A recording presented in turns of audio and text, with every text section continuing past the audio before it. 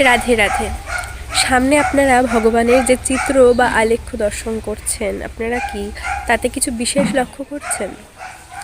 ভগবানের প্রত্যেকটি চিত্রই, শুধু এটি নয়, প্রত্যেকটি ভগবানের চিত্রপটেই আপনারা দর্শন করবেন যে ভগবান শ্রীকৃষ্ণ কিন্তু ত্রিভঙ্গ হয়ে দাঁড়িয়ে রয়েছেন, অর্থাৎ তিনি 3 দিক থেকে বাঁকা হয়ে দাঁড়িয়ে রয়েছেন। ত্রিভঙ্গ ললিত মূরতি আমাদের শ্রীকৃষ্ণ।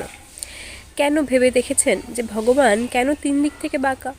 অন্যান্য স্বরূপে তো ভগবান ত্রিভঙ্গ হয়ে আসেননি। রাম অবতারে তো ভগবান একদম সোজা দাঁড়িয়ে আছেন, নারায়ণ মূরতিতেও ভগবান সোজা দাঁড়িয়ে আছেন। তাহলে ভগবান শ্রীকৃষ্ণই কেন 3 দিক থেকে বাঁকা হয়ে দাঁড়িয়ে আছেন?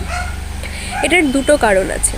প্রথম কারণ হলো, যখন দেখবেন কারোর ওপর খুব চাপ বা খুব বোঝা বা খুব ভার দেওয়া হয়, কারোর মাথায় খুব ভার দেওয়া হয়, তখন সে সেই ভারের চাপে সে বেঁকে যায়, সে নিচু হয়ে যায়, সে বেঁকে যায়।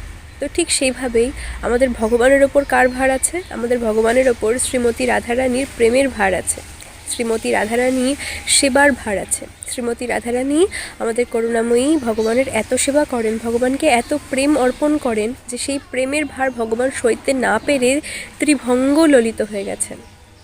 এবং দ্বিতীয় কারণ হলো, আপনি দেখবেন কোনো সোজা জিনিস, যেমন ধরুন কোনো সোজা লাঠিই ধরুন, সেই সোজা লাঠিকে আপনি যদি কোনো বস্তুর মধ্যে প্রবেশ করান, কোনো পাইপে মানে কোনো বোতলে যদি আপনি প্রবেশ করান সেই সোজা লাঠিকে, তাহলে সেটা খুব সহজে সেখানে প্রবেশ করবে এবং বের করার সময়ও কিন্তু খুব সহজে সেটা বেরিয়ে আসবে।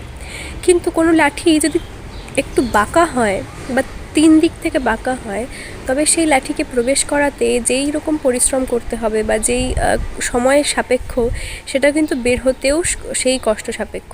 মানে সোজা কথায় যদি বলতে চাই, যে কোনো ত্রিভঙ্গ লাঠি বা কোনো বাঁকা লাঠিকে প্রবেশ করাতে সেটা সময় বেশি লাগবে, সেটা খুব কষ্টকর হবে এবং বের করাটাও কিন্তু খুব কঠিন হবে।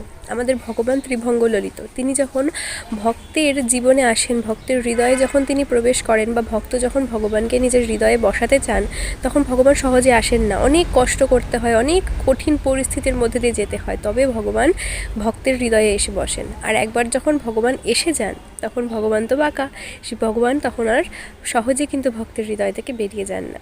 রাধে রাধে।